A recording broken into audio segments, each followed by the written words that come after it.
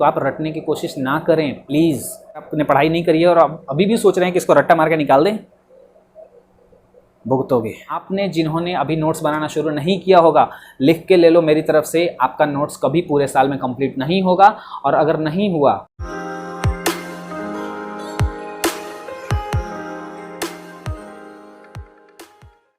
और बढ़िया। चलिए, कल हम बात कर चुके थे सेक्सुअल रिप्रोडक्शन के बारे में, बात कर रहे थे कि सेक्सुअल रिप्रोडक्शन जो है उसके अंदर में क्या कुछ चीज़ें होती हैं, एसेक्सुअल से किस तरीके से वो डिफरेंट होता है, और सेक्सुअल रिप्रोडक्शन करने वाले ऑर्गेनिज्म के अंदर में कौन कौन सी स्टेजेस आती हैं। 3 स्टेजेस के बारे में हमने बात करी थी, pre reproductive, reproductive and post reproductive. अब हम बात कर रहे हैं कि सेक्सुअल रिप्रोडक्शन, उसके बाद हमने बात करी थी सेक्सुअल रिप्रोडक्शन इन प्लांट्स के अंदर में कि प्लांट्स जो है वो किस टाइप का हो सकता है रिप्रोडक्शन के बेसिस पर। वहाँ पर हमने देखा था कि प्लांट की सेक्सुअलिटी के बारे में कि प्लांट जो है वो यूनिसेक्सुअल हो सकता है या फिर बाइसेक्सुअल हो सकता है, ठीक है, डायोसियस एंड मोनोसियस। और साथ ही हमने बात करी थी फ्लावर के सेक्सुअलिटी के बारे में कि फ्लावर जो है वो भी यूनिसेक्सुअल और बाइसेक्सुअल हो सकता है। तो ये सारे कुछ टर्म्स है। एक चीज़ का ध्यान रखिएगा कि ये जो चैप्टर है ये इस पूरे रिप्रोडक्शन यूनिट का एक इंट्रोडक्शन है, ठीक है। इस यूनिट के अंदर में हम इसके बाद चैप्टर पढ़ने वाले हैं sexual reproduction in flowering plants. वहाँ पर हम प्लांट के बारे में डिटेल में उसकी सेक्सुअल रिप्रोडक्शन के बारे में डिस्कस करेंगे, और साथ ही उसके अगले पार्ट में सेक्सुअल रिप्रोडक्शन इन ह्यूमंस, तो वहाँ पर रिप्रोडक्शन इन ह्यूमन जो है, तो हम ह्यूमन के रिप्रोडक्शन के बारे में डिस्कस करेंगे। तो ये सभी चीज़ों को अगर हम मिलाकर देखें तो इस चैप्टर के अंदर में एक तरीके से ये इंट्रोडक्टरी चैप्टर होता है कि सेक्सुअल रिप्रोडक्शन या रिप्रोडक्शन चैप्टर या रिप्रोडक्शन, ये जो ब्रांच है रिप्रोडक्शन, जो ये फील्ड है, इसके अंदर में कौन कौन से टॉपिक्स आते हैं, क्या कुछ टर्म्स होते हैं, उन टर्म्स को समझने के लिए ये एक इंट्रोडक्टरी चैप्टर होता है। तो खैर, अगर आप साथ साथ अगर आप पढ़ाई कर रहे हैं तो बहुत अच्छी बात है। आप इसका नोट्स, जैसा आपको पहले बता चुका हूँ कि आप नोट्स भी साथ साथ बनाते चलेंगे, और इसके बारे में अगर आपकी कुछ चीज़ें अगर छूट जाती हैं या कुछ चीज़ें समझ में नहीं आती हैं तो आप बिल्कुल भी टेंशन मत लीजिएगा। आगे इसी चीज़ के बारे में या कुछ आपको लगता है कि नहीं यार ये चीज़ें जो थी ये इसके बारे में काफ़ी शॉर्ट में बता दिया गया है और काफ़ी डिटेल एक्सप्लेनेशन अपने को चाहिए था, तो वो सारी चीज़ें आपको मिल जाएंगी जब हम 2nd, 3rd और 4th चैप्टर के बारे में डिस्कस करेंगे, ठीक है। तो चलिए स्टार्ट करते हैं। हमने पढ़ लिया था कि सेक्सुअल रिप्रोडक्शन इन प्लांट्स। अब हम बात करेंगे sexual reproduction in animals. Sexual reproduction in animals की जो सेक्सुअलिटी है उसके बेसिस पर कि वो जब रिप्रोडक्टिव फेज में होता है। अब हम यहाँ पर बात कर रहे हैं कि जो भी ऑर्गेनिज्म है जो सेक्सुअल रिप्रोडक्शन करते हैं वो 3 स्टेजेस में होकर गुजरते हैं, pre reproductive, reproductive and post reproductive. तो हम बात कर रहे हैं कि जो रिप्रोडक्टिव फेज होगा, मतलब जिस फेज के अंदर में जहाँ पर ऑर्गेनिज्म रिप्रोडक्शन कर सकते हैं, गैमेट का फॉर्मेशन कर सकते हैं, तो उस रिप्रोडक्टिव फेज को फिर अलग अलग 3 पार्ट्स में मतलब डिवाइड किया गया है। तो उस रिप्रोडक्टिव फेज से को डिस्कस करने से भी पहले हम यहाँ पर ये देखते हैं कि जो एनिमल हैं वो किस किस टाइप के हो सकते हैं। तो जो भी एनिमल होंगे वो या तो कंटिन्यूअस ब्रीडर्स होंगे,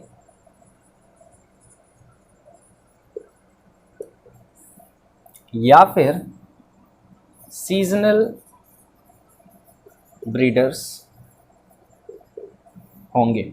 क्या मतलब है इसका कि यहाँ पर जब हम बात कर रहे हैं कि कंटिन्यूअस ब्रीडर्स होने का मतलब ये होता है कि जो ऑर्गेनिज्म होगा, जो एनिमल होगा, स्पेशली हम एनिमल के बारे में बात कर रहे हैं कि जो एनिमल होगा कंटिन्यूअस ब्रीडर के अंदर में, उसमें ये होता है कि वो अपनी रिप्रोडक्टिव फेज में तो है, सही है, लेकिन उसमें भी वो कंटिन्यूअसली ब्रीड कर सकता है, मतलब जब भी चाहे तब भी वो गैमेट का फॉर्मेशन कर सकता है, ऑर्गेनिज्म का डेवलपमेंट करवा सकता है, ठीक है, गस्टेशन को वो प्रोवाइड कर सकता है, और साथ ही अगर हम बात कर रहे हैं मतलब यंग वन को प्रोड्यूस कर सकता है, और वहाँ पर किसी एक स्पेशल टाइम की ज़रूरत नहीं है, वो ये काम जो है वो थ्रू आउट लाइफ कर सकता है। तो उसको हम लोग कहेंगे कंटिन्यूअस ब्रीडर्स। जैसे कि आपको एग्जाम्पल पता है ह्यूमन जो होते हैं वो कंटिन्यूअस ब्रीडर्स होते हैं। हमें किसी एक पार्टिकुलर सीजन की ज़रूरत नहीं पड़ती, किसी एक पार्टिकुलर टाइम या किसी पार्टिकुलर हमें मंथ की ज़रूरत नहीं पड़ती कि हाँ इस पार्टिकुलर मंथ में ही सिर्फ रिप्रोडक्शन हो सकता है, दूसरे मंथ में रिप्रोडक्शन नहीं हो सकता, ऐसा बिल्कुल भी नहीं है। तो हम सब कहे जाते हैं कंटिन्यूअस ब्रीडर्स, लेकिन बहुत सारे ऐसे भी हैं। तो अगर हम इसके डेफिनेशन की बात कर लें, अगर हम इसमें लिखें कि क्या होता है ये, तो animals remain active reproductively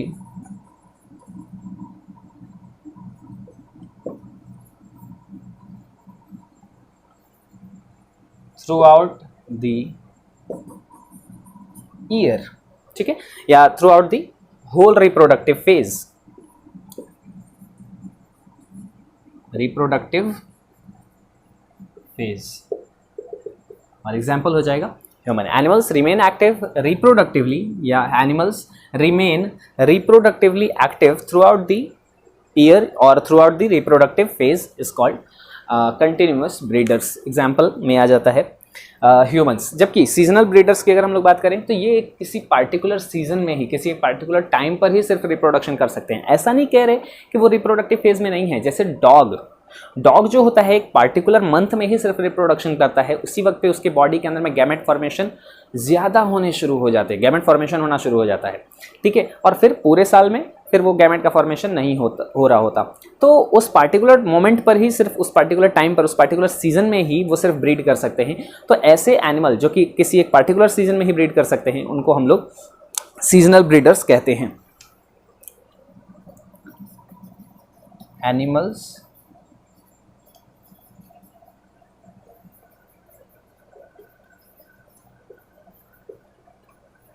reproductively active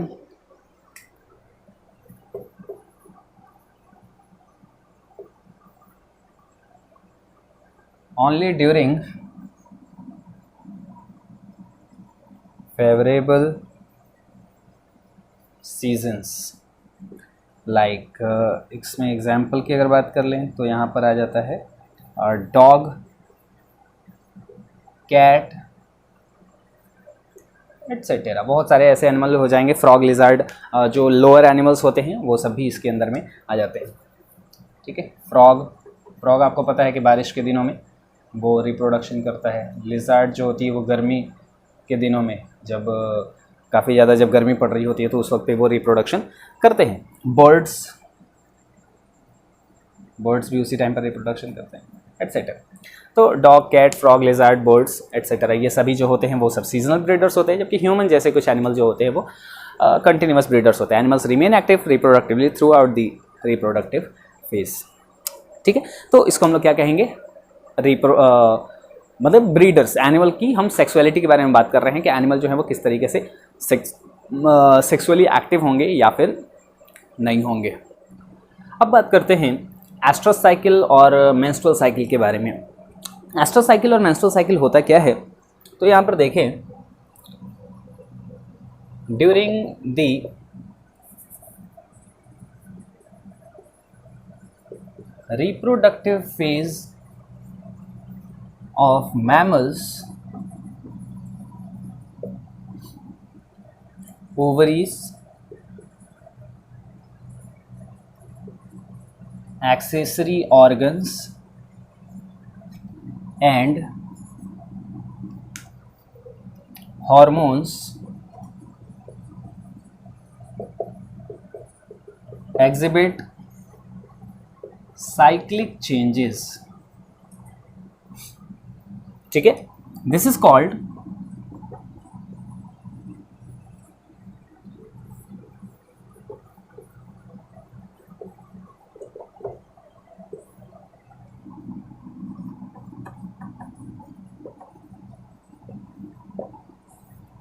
oestrus cycle in non primates. ध्यान दीजिएगा, यहां पर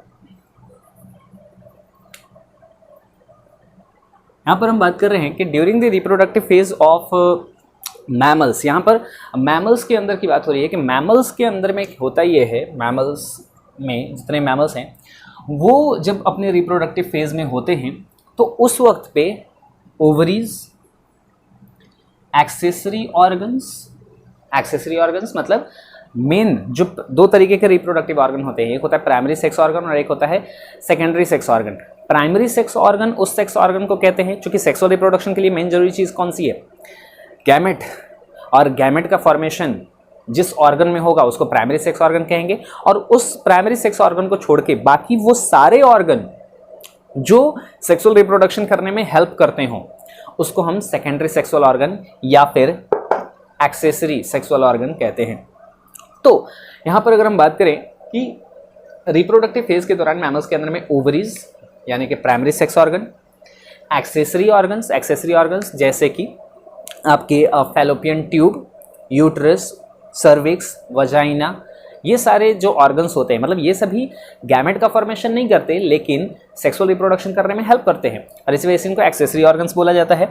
एंड हॉर्मोन्स भी ये सभी क्या होते हैं, एग्जिबिट साइक्लिक चेंजेस, एक साइक्लिक चेंजेस से होकर गुजरते हैं।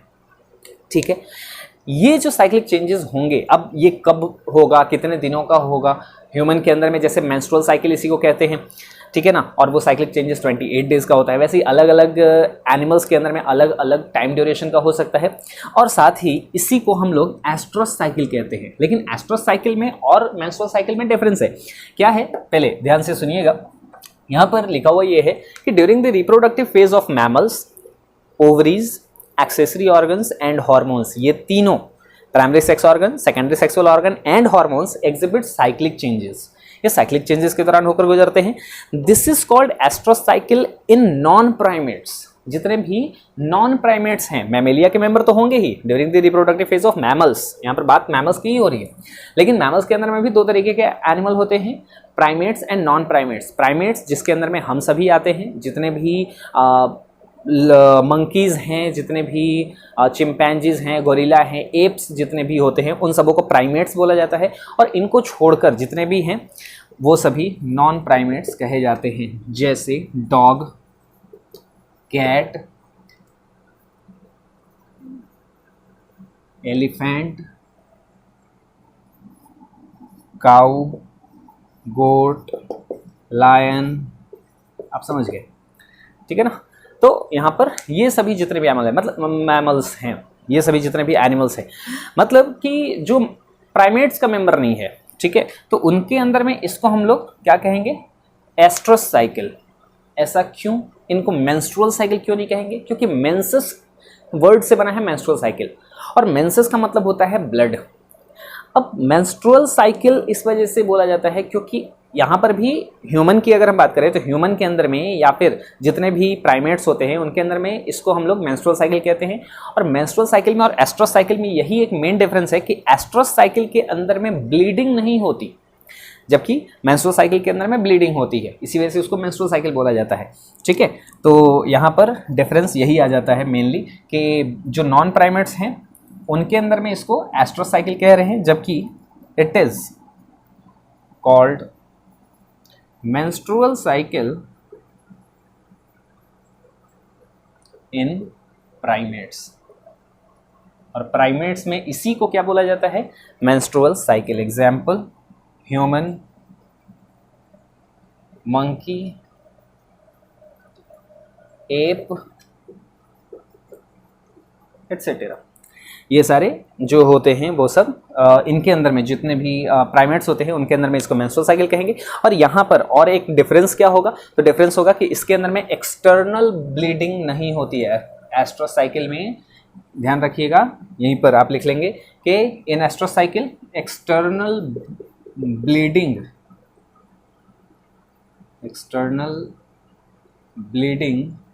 इज एब्सेंट, जबकि यहाँ पर लिख लेंगे एक्सटर्नल ब्लीडिंग इज प्रेजेंट।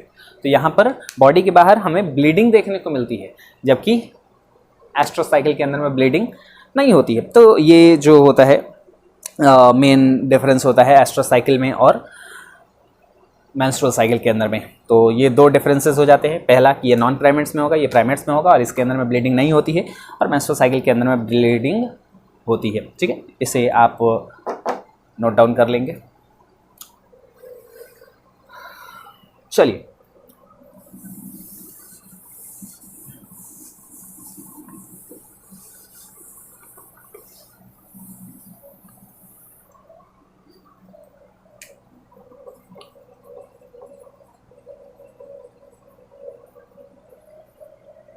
जैसा हमने प्लांट में देखा था,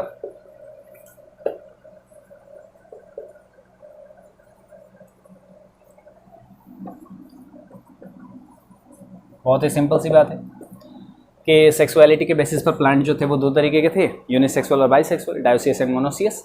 और उसी तरीके से क्या होगा कि एनिमल भी सेक्सुअलिटी के बेसिस पर दो तरीके के होते हैं। कौन कौन से? एक तो हो जाएगा यूनिसेक्सुअल, और याद रखना यूनिसेक्सुअल कौन से होंगे? जितने भी हायर एनिमल्स होते हैं, human, lion, dog, cat, mouse etcetera. Definition लिखने की ज़रूरत नहीं है आई थिंक कि यूनिसेक्सुअल किसे कहेंगे, जिसके अंदर में सिर्फ एक ही गैमेट का फॉर्मेशन होता हो, आइदर मेल और फीमेल। जबकि अगर हम बात करें बाइसेक्सुअल की, तो यहाँ पर हम लोग जानते हैं बाइसेक्सुअल किसको कहेंगे? Organism which can produce both type of gametes, that is male और female, male and female gamete. तो मेल गैमेट का भी फॉर्मेशन करे, फीमेल गैमेट का भी फॉर्मेशन करे, तो ऐसे ऑर्गेनिज्म को हम लोग बाइसेक्सुअल कहते हैं। और बाइसेक्सुअल को एनिमल में हर्माफ्रोडाइट भी बोला जाता है। वैसे तो जनरली हर्माफ्रोडाइट टर्म जो है वो एनिमल्स में ही यूज़ किया जाता है। बाइसेक्सुअल को ही हर्माफ्रोडाइट कहते हैं, लेकिन हर्माफ्रोडाइट टर्म जो है वो एनिमल्स में यूज़ किया जाता है। लेकिन कई बार बहुत सारे लोग जो हैं हर्माफ्रोडाइट को प्लांट के लिए भी यूज़ करते हैं। जो बाइसेक्सुअल प्लांट होता है उसके लिए भी हर्माफ्रोडाइट वर्ड यूज़ किया जाता है, नए बायोलॉजी में यूज़ किया जाता है। गलत नहीं है, अब ये ट्रेंड हो गया है कि अब हर्माफ्रोडाइट वर्ड यूज़ कर लिया जाता है, तो ऐसा नहीं है कि यहाँ पर कोई गड़बड़ी है। लेकिन अगर हम क्लासिक बायोलॉजी की तरफ में देखें तो बाइसेक्सुअल का मतलब हर्माफ्रोडाइट का मतलब बाइसेक्सुअल ही होता है, लेकिन स्पेशली ये एनिमल्स के लिए यूज़ किया जाता है। तो आप भी प्लांट के लिए लिख सकते हैं, कोई दिक्कत नहीं की बात नहीं है, लेकिन आप प्रेफर करिएगा कि हर्माफ्रोडाइट वर्ड जो है वो एनिमल के साथ ही हम यूज़ करें। और इसकी एग्जाम्पल की अगर हम लोग बात कर ले, earthworm, tapeworm, leech, sponges etcetera. Sponges होते हैं पोरीफेरा, आपने पढ़ा होगा 11th क्लास में। पोरीफेरंस को हम लोग कॉमनली स्पॉन्जेस कह दिया करते हैं, ये पोरीफेरा के मेंबर होते हैं, ठीक है। आप इसे लिख लेंगे। चलिए अब हम बात करते हैं आगे। बहुत ही ये सारे सिंपल से टर्म्स हैं, ऐसे बेसिक चीज़ें हैं जो आपको रिप्रोडक्शन स्टार्ट करने से पहले, रिप्रोडक्शन चैप्टर स्टार्ट करने से पहले, पढ़ने से पहले आपको ये सारे टर्म्स की नॉलेज थोड़ी होनी चाहिए। और इसी वजह से ये सारे टर्म्स जो है वो आपको चैप्टर 1 के अंदर में दिए हुए हैं। पहले भी बताया आपको कि ये जो चैप्टर 1 है ये एक तरीके का इंट्रोडक्टरी चैप्टर है, आपको रिप्रोडक्शन से एक तरीके का इंट्रोड्यूस कराया जा रहा है।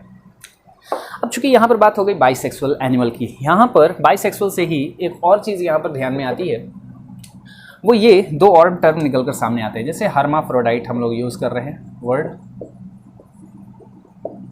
हर्माफ्रोडाइट को ही हम लोग क्या बोलते हैं? बाइसेक्सुअल, ठीक है। तो यहाँ पर हम लोग बाइसेक्सुअल कह रहे हैं। अब बाइसेक्सुअल अगर होगा कोई सा भी एनिमल, तो उसके अंदर जैसे कि ये एनिमल की बॉडी है, मेल गैमेट का भी फॉर्मेशन होगा और फीमेल गैमेट का भी फॉर्मेशन होगा, ठीक है, सिंपल। तो यहाँ पर कहा यह जा रहा है कि हर्माफ्रोडाइट एनिमल ऐसे एनिमल है जो कि बाइसेक्सुअल है, यानी कि मेल गैमेट बन रहा है, फीमेल गैमेट भी बन रहा है। लेकिन कुछ एनिमल ऐसे होते हैं, यहाँ पर जितने भी एनिमल की हम बात कर रहे हैं, जैसे अर्थवॉर्म, तो अर्थवॉर्म जो है वो बाइसेक्सुअल है, लेकिन उसकी बॉडी में दोनों गैमेट सेम टाइम पर नहीं बनते हैं, दोनों गैमेट सेम टाइम पर मैच्योर नहीं होते हैं, ठीक है। मतलब कि अर्थवॉर्म के अंदर में क्या होगा कि एक अर्थवॉर्म जिसके अंदर में अभी क्या होगा कि एक टाइम पर सिर्फ मेल गैमेट एक्टिव है, जब मेल गैमेट इनएक्टिव हो जाएगा तो फिर से फीमेल गैमेट एक्टिव हो जाएगा। तो इस तरीके से यहाँ पर इनके अंदर में अल्टरनेटिवली जो गैमेट्स हैं वो एक्टिव होते रहते हैं। तो फिर आप कहेंगे कि फिर रिप्रोडक्शन कैसे होगा? जब बाइसेक्सुअल हैं तो उनको तो सेल्फ फर्टिलाइजेशन करना चाहिए। सेल्फ फर्टिलाइजेशन का मतलब कि खुद के ही बॉडी का मेल गैमेट था, खुद के ही बॉडी का फीमेल गैमेट था और वो आपस में फर्टिलाइज कर गया। लेकिन हमने ऐसा कभी भी नहीं कहा है कि जो भी बाइसेक्सुअल एनिमल हैं वो हमेशा सेल्फ फर्टिलाइजेशन ही करेंगे, ऐसी बात नहीं है, ऐसा कोई ज़रूरी नहीं है। जैसे अगर हम देखें तो यहाँ पर इसकी बॉडी हम मानकर चलते हैं कि यह है अर्थवॉर्म ए और यह है अर्थवॉर्म बी। अब यहाँ पर हो क्या रहा है कि इसका मेल गैमेट मैच्योर हो गया था, इसका फीमेल गैमेट अभी मैच्योर नहीं था। जब इसका फीमेल गैमेट मैच्योर नहीं था तो ये सेल्फ फर्टिलाइजेशन नहीं कर सकता। लेकिन कोई दूसरा अर्थवॉर्म जो इसी के एनवायरनमेंट में, इसी के टेरिटरी में, इसी के लोकेलिटी में रह रहा था, उसके अंदर में हम ऐसा मान लेते हैं कि उसका जो है वो फीमेल गैमेट एक्टिवेट था। तो अब होगा क्या कि फीमेल गैमेट यहाँ पर एक्टिव है और यहाँ पर मेल गैमेट एक्टिव है, तो दो अर्थवॉर्म आपस में आएंगे और जैसा रिप्रोडक्शन होता है सेक्सुअल रिप्रोडक्शन, वो क्या करेंगे कि आपस में सेक्सुअल रिप्रोडक्शन करेंगे, सेक्सुअल रिप्रोडक्शन को परफॉर्म करेंगे। तो इस तरीके से यहाँ पर क्या हो जाता है कि ऑर्गेनिज्म के बीच में रिप्रोडक्शन होता है। ठीक है, तो बात आ गई होगी समझ में कि जो बाइसेक्सुअल एनिमल होते हैं वो हमेशा ही सेल्फ फर्टिलाइजेशन नहीं करते, वो क्रॉस फर्टिलाइजेशन भी करते हैं। ठीक है, लेकिन अब यहाँ से दो टर्म निकल कर सामने आता है, एक प्रोटेंड्रस और एक प्रोटोगाइनस। दो वर्ड यहाँ पर निकल कर सामने आता है। पहला प्रोटेंड्रस, प्रोटेंड्रस वर्ड बना है प्रोटो और एंड्रो से, प्रोटो एंड एंड्रो। एंड्रो का मतलब होता है मेल। एंड्रो वर्ड जहाँ कहीं भी आएगा ध्यान रखिएगा, क्योंकि अभी हम रिप्रोडक्शन यूनिट स्टार्ट किए हुए हैं और रिप्रोडक्शन के अंदर में आगे बहुत सारे ऐसे जगह हैं जहाँ पर एंड्रो वर्ड का यूज़ होगा। तो एंड्रो का मतलब होता है मेल और गाइनो का मतलब होता है फीमेल। बहुत सारे बच्चों को पता भी होगा, सिंपल सी बात है। नहीं भी पता होगा कोई बात नहीं, आप अभी इसे ध्यान रखेंगे कि एंड्रो का मतलब होता है मेल और गाइनो का मतलब होता है फीमेल। तो एंड्रो मेल, प्रोटो, प्रोटो का मतलब फर्स्ट,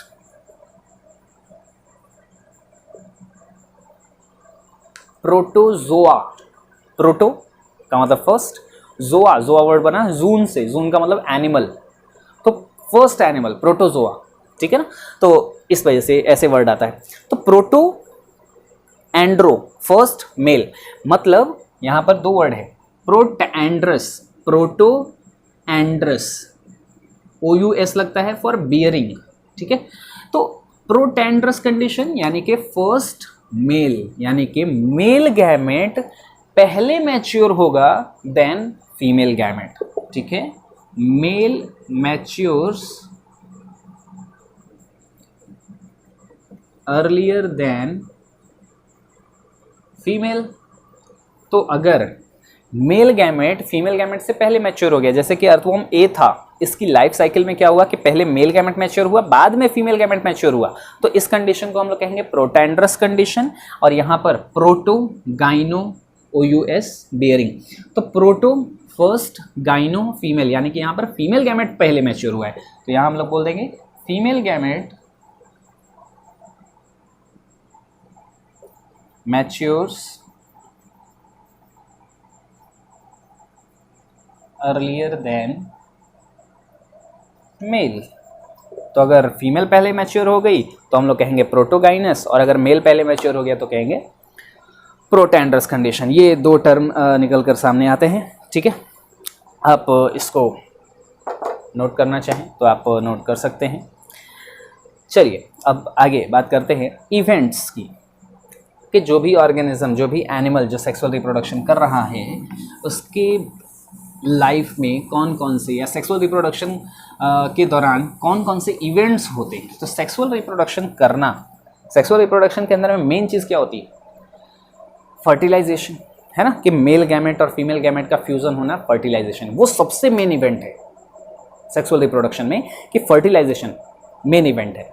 तो फर्टिलाइजेशन मेल फीमेल गैमेट का जहाँ पर फ्यूजन हो रहा है, तो इसी फर्टिलाइजेशन के बेसिस पर पूरे सेक्सुअल रिप्रोडक्शन को 3 पार्ट में डिवाइड किया जाता है। अब ये जो रिप्रोडक्टिव फेज़ है, ये जो रिप्रोडक्टिव फेज़ है, उसको भी हम लोग फिर 3 पार्ट में डिवाइड कर सकते हैं। पहला प्री फर्टिलाइजेशन, फर्टिलाइजेशन के पहले क्या कुछ कहानी होगी, गैमेटोजेनेसिस, गैमेट का फॉर्मेशन होगा।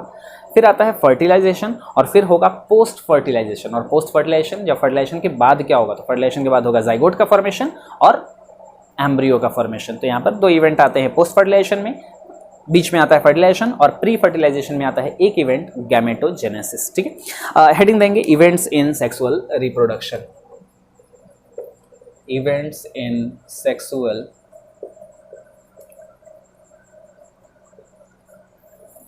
रिप्रोडक्शन। सही है, चलिए तो इसको हम लोग 3 पार्ट में डिवाइड करते हैं। पहला आता है प्री फर्टिलाइजेशन,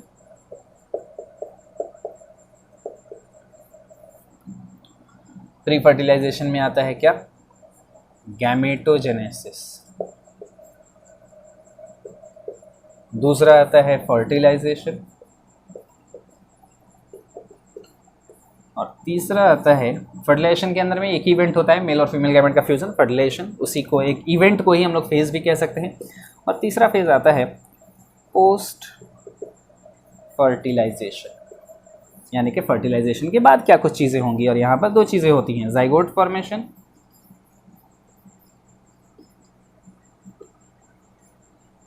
और एम्ब्रियो डेवलपमेंट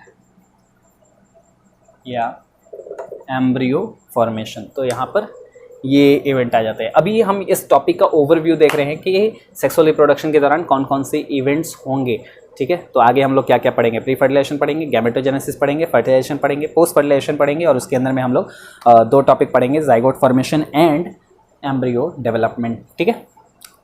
आप इसे लिख लें। चलिए, तो अब बात करते हैं सबसे पहला प्री फर्टिलाइजेशन की। और प्री फर्टिलाइजेशन में सबसे पहले आता है गैमेटोजेनेसिस। एक ही इवेंट होता है। फर्टिलाइजेशन के पहले क्या होगा, तो फर्टिलाइजेशन जब हुआ होगा तो उसके पहले, फर्टिलाइजेशन का मतलब मेल और फीमेल गैमेट का फ्यूजन होना, और प्री फर्टिलाइजेशन, फर्टिलाइजेशन के पहले क्या हुआ होगा, तो मेल गैमेट का फॉर्मेशन हुआ होगा, फीमेल गैमेट का फॉर्मेशन हुआ होगा। तो उसी को हम लोग क्या कहेंगे, गैमेटोजेनेसिस। डेफिनेशन अगर आप लिखना चाहते हैं तो लिख सकते हैं, आपकी बुक के अंदर में लिखा हुआ है, सिंपल सा डेफिनेशन है। आई डोंट थिंक कि आपको लिखवाने की ज़रूरत होगी, वैसे आप खुद से भी लिख सकते हैं। The process of formation of male and female gamete is called gametogenesis, ठीक है। तो ये हो जाता है definition, the process of formation of male and female gamete is called gametogenesis. अब ये जो गैमेट होते हैं वो दो तरीके के होते हैं, डिपेंडिंग की अपीयरेंस उनका किस टाइप से है, ठीक है। On the basis of appearance it is of two types, दो टाइप के होंगे। गैमेट्स जो हैं वो अपीयरेंस में किस टाइप के हैं, मतलब एक जैसे नज़र आ रहे हैं या अलग अलग नज़र आ रहे हैं। अगर एक जैसे नज़र आएंगे तो उसको हम लोग क्या कहेंगे, आइसोगैमेट्स या होमोगैमेट्स,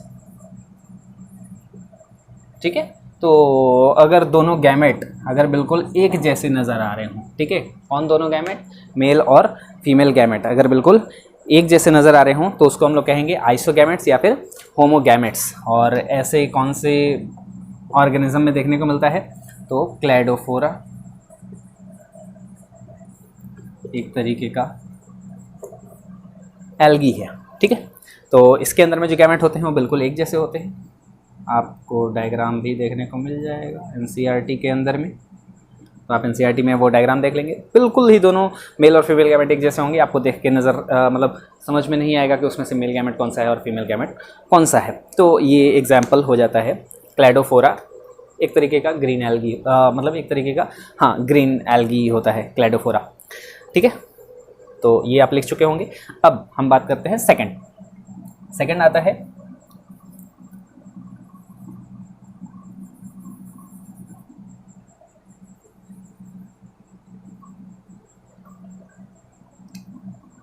सेकंड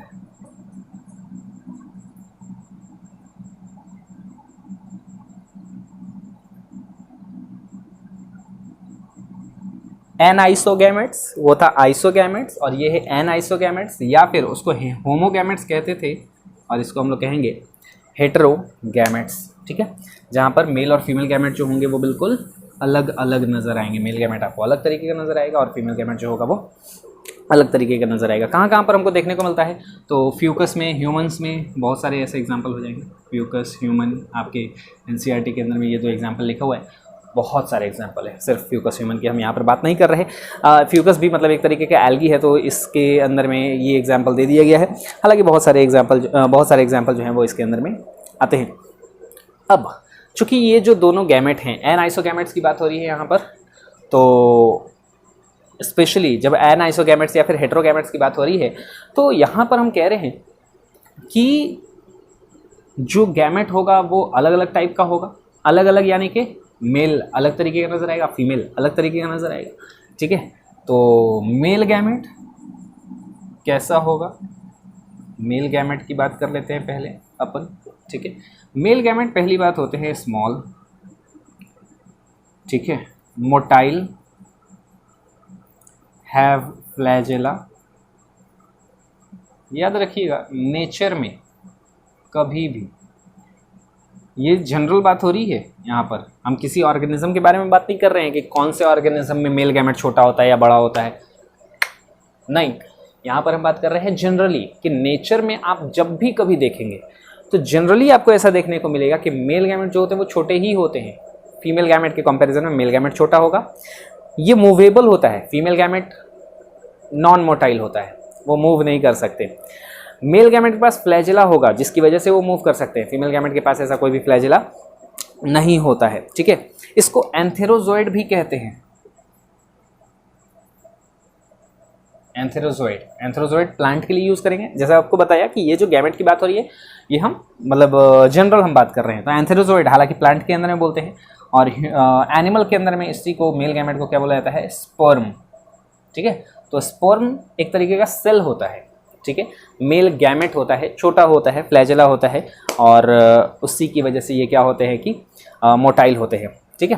तो मेल गैमेट होगा, मोटाइल होगा, और इस तरीके से ये सारे इसके कैरेक्टर हो जाते हैं। स्मॉल की जब भी बात हो रही है, स्मॉल मतलब किससे, स्मॉलर देन फीमेल, हम ऐसा लिख सकते हैं कि ये फीमेल से छोटा होगा, ठीक है ना। स्मॉल कहने का मतलब स्मॉल तो होगा ही, चाहे कि फीमेल गैमेट की बात करें चाहे कि हम मेल गैमेट की बात करें, तो स्मॉल तो होगा, लेकिन कैसा होगा, फीमेल से छोटा होगा। बात आ गई समझ में, लिख चुके हैं। अब बात करते हैं फीमेल गैमेट की, कि फीमेल गैमेट कैसा होगा।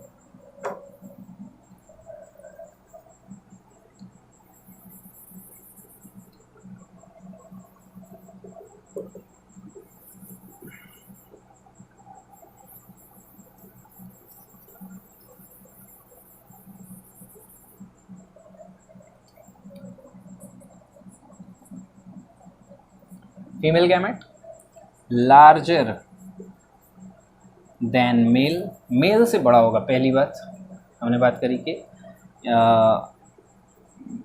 मेल गैमेट छोटा था, तो फीमेल गैमेट जो होगा वो कैसा होगा कि मेल गैमेट से बड़ा होता है। उसके पास फ्लैजेला था, it do not have flagella, और अगर फ्लैजेला नहीं होगा तो कैसा होगा, नॉन मोटाइल होगा, सिंपल सी बात है, ठीक है। तो ये नॉन मोटाइल होगा।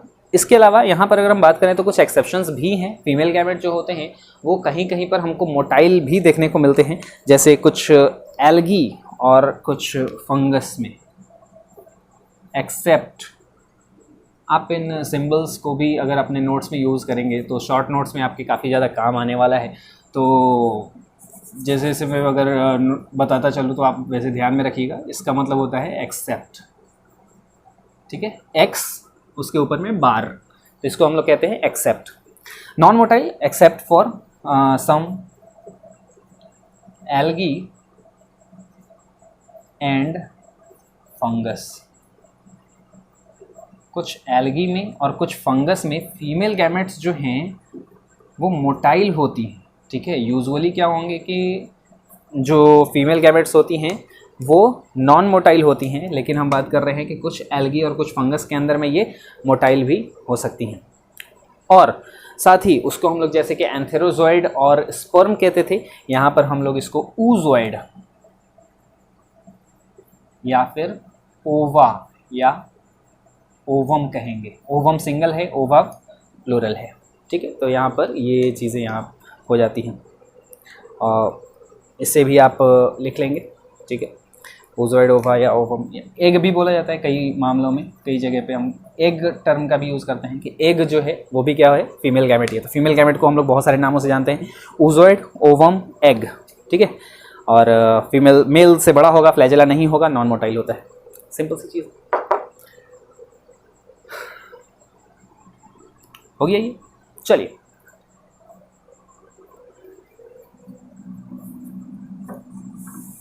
तो अपीयरेंस के बेसिस पर दो तरीके के गैमेट थे, आइसोगैमेट्स एंड एनाइसोगैमेट्स। एक स्पेशल टाइप का गैमेट आता है, उसकी भी हम यहाँ पर चर्चा कर लेते हैं।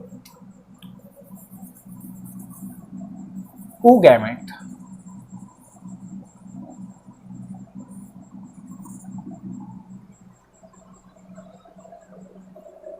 अगर आपने पढ़ा होगा 11th क्लास में anisogamous isogamous and oogamous condition.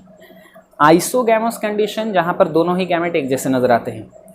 Anisogamous condition जहाँ पर ऑर्गेनिज्म जहाँ पर गैमेट जो है वो अलग अलग नज़र आते हैं।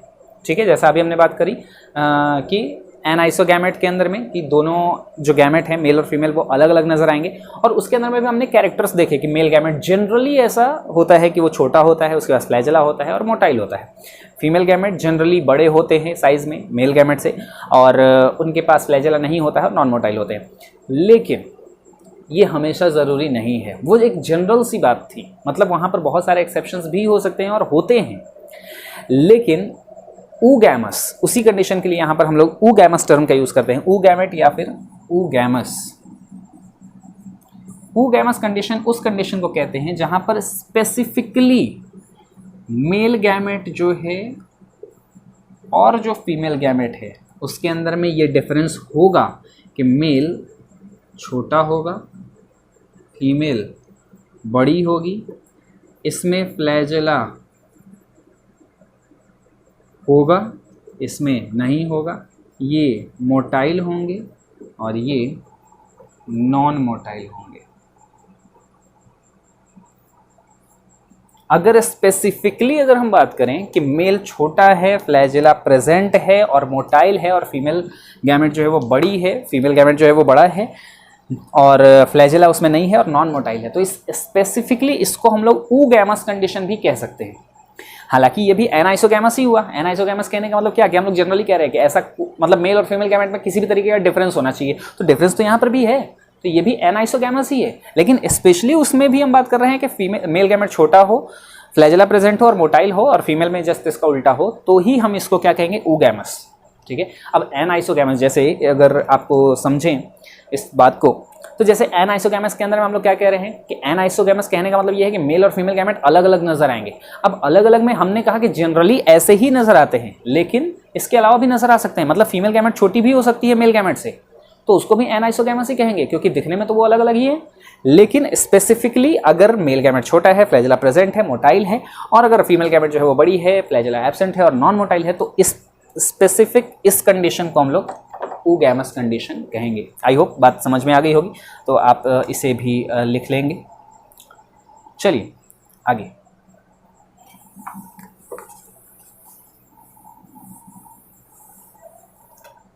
यहाँ पर अब बात ये आती है कि जो ऑर्गेनिज्म हैं वहाँ पर उनकी जो पेरेंटल बॉडी है वो दो तरीके की हो सकती है, हैप्लॉइड या डिप्लॉइड। ठीक है, अब हैप्लॉइड पेरेंटल बॉडी जो होती है उसके अंदर में किस किस टाइप का सेल डिवीजन होगा गैमेट फॉर्मेशन के दौरान, और चूंकि हम गैमेटोजेनेसिस देख रहे हैं तो गैमेटोजेनेसिस जब होता है तो ऑर्गेनिज्म की बॉडी में किस टाइप का डिवीजन होता है, मियोसिस होता है या माइटोसिस होता है, हम उसकी बात करेंगे। तो सबसे पहले बहुत ही सिंपल सी चीज़ है, जैसे मानकर चलते हैं कि कोई सा भी ऑर्गेनिज्म है उसकी मेन बॉडी जो है, ठीक है, पेरेंटल बॉडी, यहाँ पर हम किसकी बात कर रहे हैं, पेरेंटल बॉडी। अगर पेरेंटल बॉडी डिप्लॉयड है, 2n है, 2n कहने का मतलब डिप्लॉयड है, और अगर पेरेंटल बॉडी अगर हैप्लॉइड है, ठीक है, n for haploid, 2n for diploid.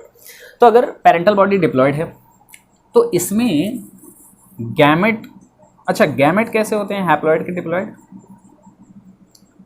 Gamete जो होते हैं वो हमेशा याद रखना, जीवन में कभी भी कोई भी कुछ भी पूछे आपको यही कहना है कि गैमेट हैप्लॉइड होते हैं, सिंपल, विथ नो एक्सेप्शन। कोई भी एक्सेप्शन यहाँ पर नहीं है। आपको दुनिया में कभी भी कोई भी किसी भी गैमेट के बारे में पूछे कि गैमेट की प्लॉइडी लेवल बताइए कि गैमेट होते कैसे हैं, वो हैप्लॉइड होते हैं, डिप्लॉइड होते हैं, ट्रिप्लॉइड, टेट्राप्लॉइड कैसे होते हैं, और आपको हमेशा एक ही जवाब देना है कि गैमेट्स हमेशा हैप्लॉइड होते हैं, चाहे दुनिया का कोई सा भी गैमेट हो। ठीक है, कोई भी एक्सेप्शन यहाँ पर नहीं है। तो आपसे कोई भी कभी भी कुछ भी सवाल पूछे आपको यही कहना है कि गैमेट्स कैसे होंगे, हैप्लॉइड होंगे। कुछ भी सवाल पूछेगा मतलब गैमेट के बारे में अगर पूछे, ठीक है ना, खाना खाया बेटा, नहीं गैमेट तो हैप्लॉइड होते हैं। चलिए, तो यहाँ पर गैमेट्स कैसे हैं, हैप्लॉइड हैं। अब पेरेंटल बॉडी अगर डिप्लॉयड है तो इसके अंदर में गैमेट बनेगा। अब तो गैमेट तो हमेशा हैप्लॉइड होते हैं, तो डिप्लॉयड से हैप्लॉइड होने का तरीका क्या है, मियोसिस। तो यहाँ पर किस टाइप का डिवीजन होगा, मियोसिस। यहाँ पर मेन पेरेंटल बॉडी कैसी है? हैप्लॉइड। और गैमेट भी कैसा बनाना है? गैमेट तो हैप्लॉइड ही होते हैं, तो यहाँ पर हैप्लॉइड से हैप्लॉइड किस टाइप का सेल डिवीजन होगा? माइटोसिस। कोई दिक्कत नहीं होगी, नहीं ना?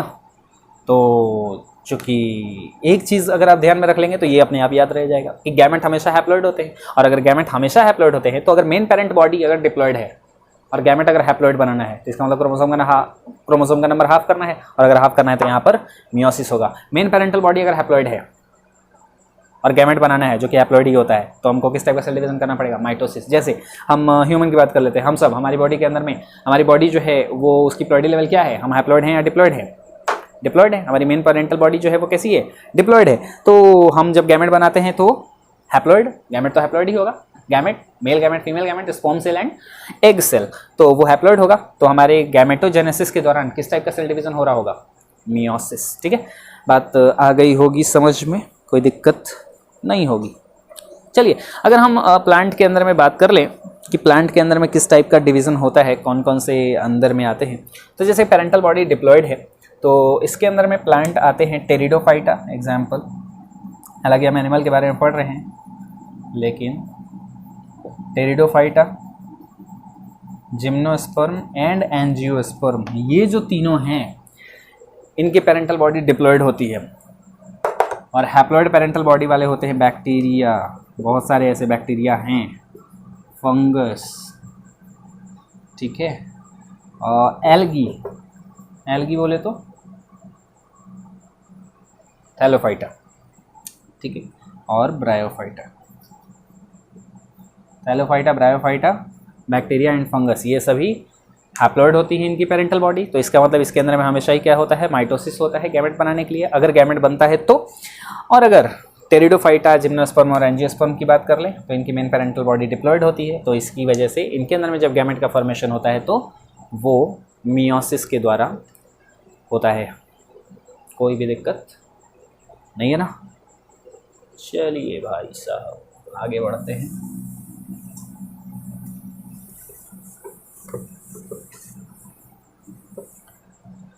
सिंपल तरीके से हमको पढ़ते हुए चलना है कि जो डिवीज़न है वो किस तरीके का होगा, ठीक है। एक टर्म आता है यहाँ पर मियोसाइट, एनसीईआरटी के अंदर में एक टर्म दिया हुआ है meiocyte. The cell which undergo meiosis is called meiocyte. बहुत ही simple definition, the cell which के लिए भी देखो एक शॉर्ट फॉर्म होता है सी के नीचे बार, इसका मतलब होता है विच। सी के ऊपर में बार होगा तो इसका मतलब होगा विथ। आप अभी से नोट्स में प्रैक्टिस करते चलिए, एग्जाम में मत लिखना, अच्छा रहेगा।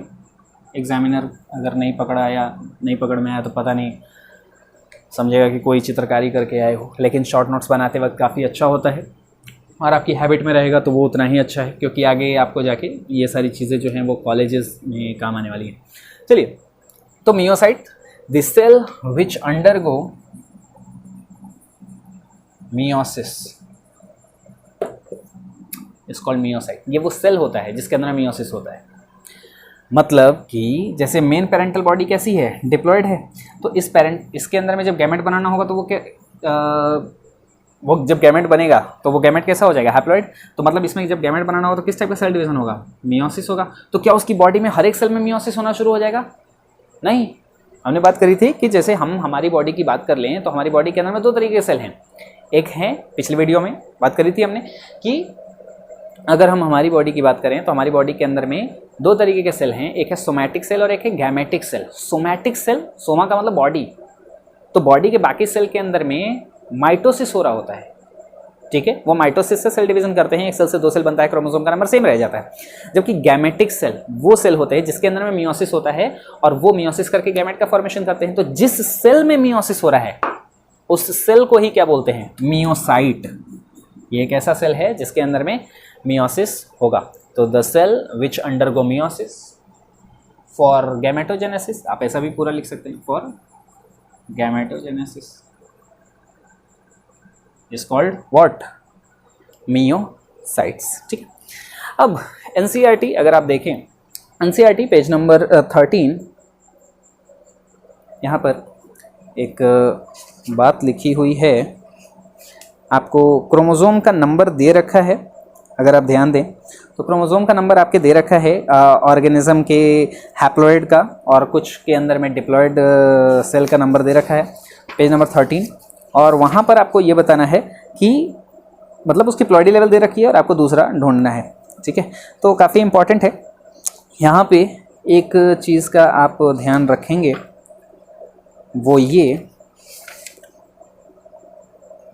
हाँ, तो पेज नंबर 13 के ऊपर में आप सबसे पहले अगर हम देख लें टेबल 1.1, एक टेबल बना हुआ है। एक कॉलम में लिखा हुआ है नेम ऑफ द ऑर्गेनिज्म, दूसरे कॉलम में लिखा हुआ है क्रोमोसोम नंबर इन मियोसाइट। आया वर्ड मियोसाइट, और मियोसाइट का मतलब मियोसाइट जिसके अंदर मियोसिस होगा। और यहाँ पर इंपॉर्टेंट फैक्ट कि जिस सेल में मियोसिस हो रहा है उसको मियोसाइट कह रहे हैं, और मियोसिस जो है वो हैप्लॉइड सेल में होता है कि डिप्लॉइड सेल में? डिप्लॉइड सेल में। ठीक है, तो सिर्फ डिप्लॉइड सेल में ही मियोसिस हो सकता है, हैप्लॉइड सेल में कभी भी मियोसिस नहीं हो सकता। तो इसका मतलब मियोसाइट्स कैसे होंगे? हमेशा ही डिप्लॉइड होंगे।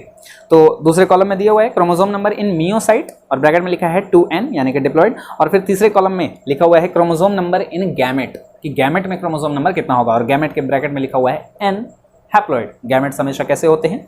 हैप्लॉइड होते हैं। और एक लंबी चौड़ी एक लंबा चौड़ा सा एक चार्ट दिया हुआ है आपके। ठीक है, ह्यूमन बींग काफ़ी सिंपल सा है, आप यहाँ पर देख लेंगे। ह्यूमन बींग में मियोसाइट के अंदर में क्रोमोसोम का नंबर है 46 और गैमेट के अंदर में क्रोमोसोम का नंबर हो जाएगा हाफ। तो 2n = 46, तो n = 23।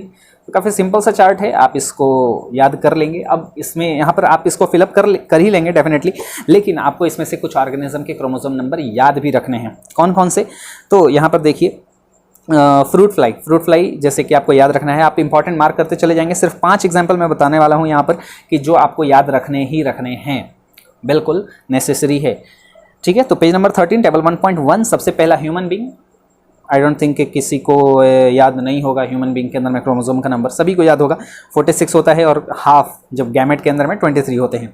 उसके बाद आपको नीचे आ जाइएगा तो बीच में बिल्कुल आपको मिलेगा फ्रूट फ्लाई को हम लोग कहते हैं ड्रोसोफिला मेलानोगैस्टर। आगे इसका जेनेटिक्स में काफ़ी इंपॉर्टेंट यूज़ है, और वहाँ पर भी एक एग्जाम्पल आता है और क्रोमोसोम का नंबर भी वहाँ पर पूछा जाता है। तो आगे भी इस चैप्टर के अंदर हमारे इस क्लास में जब हम आगे पढ़ेंगे तो आगे चैप्टर्स के अंदर में इसका यूज़ होने वाला है। तो इस वजह से फ्रूट फ्लाई का भी आप क्रोमोसोम नंबर याद रखेंगे। 2n = 8 यानी कि n = 4। तो आप 8 ही याद रखना, कोई भी एक ही याद रखना, ऐसा नहीं कि 4 भी याद रह गया 8 भी याद रह गया, और बाद में कन्फ्यूजन होता है कि नहीं 4 से 8 हुआ था कि 8 से 16 हुआ था। ठीक है, कि 4 का आधा हो गया था, तो वहाँ पर कन्फ्यूजन हो जाता है। तो आप 2n वाला नंबर याद रखिएगा, दोनों याद करने की जरूरत नहीं है, अपन उतने समझदार हैं वो हम पता लगा सकते हैं। उसके फ्रूट फ्लाई के नीचे एक और एग्जाम्पल दिया हुआ है, ओफियोग्लॉसम, एक फर्न है, और इसके अंदर में क्रोमोसोम का नंबर सबसे ज़्यादा होता है, और सबसे ज़्यादा होता है इसी वजह से ये इंपॉर्टेंट भी हो जाता है। 1260, आपके n = दिया हुआ है 630, तो 2n = हो जाएगा 1260। उसके बाद आपको इंपॉर्टेंट एग्जाम्पल जो याद रखना है वो है राइस। ठीक है, राइस के अंदर में n = 12 दे रखा है, तो 2n = हो जाता है 24। एक ये याद रखना है, और फिर आपको याद रखना है बिल्कुल लास्ट वाला अनियन। यही 5 आपको याद रखने हैं, human being, fruit fly, ophioglossum, rice and onion. अब ये 5 के अलावा आपको पहले भी बता चुका हूँ कि इस पूरे ईयर में जब भी आप पढ़ाई करेंगे और जहाँ कहीं भी आपको प्लांट के और एनिमल के दोनों के ही एग्जाम्पल अगर किसी भी चीज़ में अगर आपको देखने को मिलेंगे तो प्लांट के आने के चांसेस आपके ज़्यादा होते हैं। तो यहाँ पर अगर आप देखें तो एप्पल है, मेज़ है एंड पोटैटो है। इसके अलावा 3 और एग्जाम्पल हैं जो कि प्लांट से बिलोंग करते हैं, एप्पल, मेज़ एंड पोटैटो। तो अगर आप याद करना चाहें तो ये 3 और याद कर सकते हैं, आपकी इच्छा के ऊपर में है। लेकिन उसके अलावा आप एक भी एग्जाम्पल आपको याद करने की ज़रूरत नहीं है। डॉग, कैट, रैट कहीं नहीं पूछा जाएगा, मेरी तरफ से आप अश्योर रहें। ठीक है, तो human being, fruit fly, ophioglossum, rice and onion. अब एक और बात ध्यान देने की यहाँ पर यह है कि अनियन बहुत सारे बच्चों के पास पुरानी एनसीईआरटी होगी, और मैंने आपको बताया था कि आप टेंशन ना लें, अगर आपके पास पुरानी एनसीईआरटी भी है तो मैं साथ ही साथ करेक्शन भी कराता चलूँगा। जहाँ कहीं भी आपको करेक्शन मुझे अगर नज़र आएगा, मुझे पता है कि कहाँ कहाँ पर बुक में कौन कौन सी जगह पे करेक्शन है। तो एनसीईआरटी के अंदर में यहाँ पर अनियन में n = पहले लिखा हुआ था 16, तो 2n = हो जाता 32, जो कि गलत है। ठीक है, तो अनियन में n इज इक्वल्स टू होगा 8। नई वाली एनसीईआरटी में सही है, जिन बच्चों के देख लेंगे जिनके पास पुरानी एनसीईआरटी होगी, या नई है या पुरानी है उससे मतलब नहीं है, आप एक बार जरूर क्रॉस चेक कर लीजिएगा कि आपकी बुक में पेज नंबर 13 पे अनियन का क्रोमोसोम नंबर क्या दे रखा है। और अनियन का क्रोमोसोम नंबर होगा 2n is equals to 16, n is equals to 8। तो वहाँ पर n इज इक्वल्स टू 8 होना चाहिए, पुरानी एनसीईआरटी में 16 होगा, वो आप करेक्शन कर लेंगे। चलिए अब हम बात करते हैं आगे। यहाँ पर ये था हमारा पहला टॉपिक, प्री फर्टिलाइजेशन। ठीक है, आगे बढ़ते हैं और बात करते हैं फर्टिलाइजेशन की।